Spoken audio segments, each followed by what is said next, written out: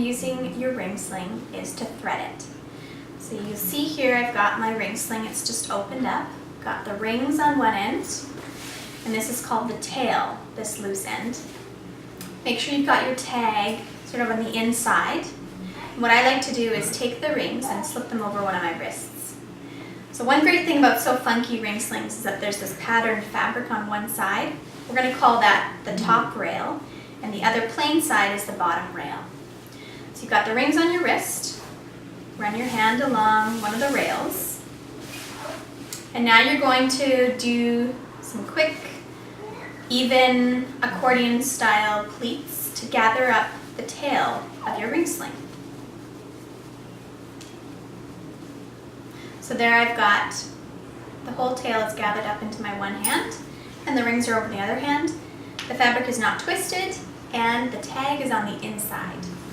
So now I'm going to thread the tail through both rings.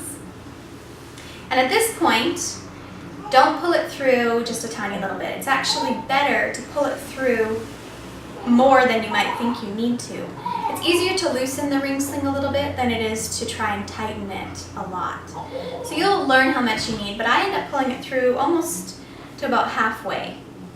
Now at this point, make sure you've got the end still gathered nice and evenly, and you're going to drop the ring that's closest to the tail, and you're going to go over top of that ring and thread the rest of the tail through that second ring. And I usually have to turn it to the side a little bit to get it to fit through, but then once it's through, make sure you turn it back, because you always want to make sure that the patterned fabric, the top rail, stays correct on that side as it's gone through the rings. You don't want it to be twisted and flipped over to the other side. Alright, so now that we've got it mostly threaded, we're just going to make sure that the fabric is even and not twisted and just nicely going through the rings nice and flat. So firstly, check that that top rail, the patterned fabric, is in fact staying on top the whole way, from the rings all the way around until it's threaded through the rings on the other side.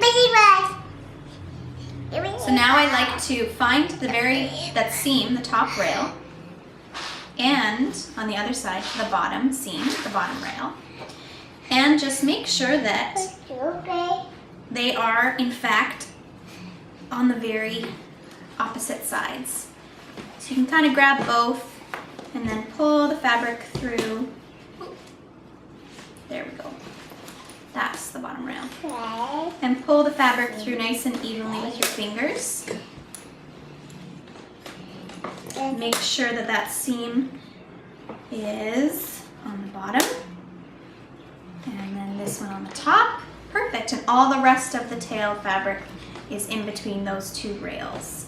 So now it's flat, it's even, and we're ready to put it on.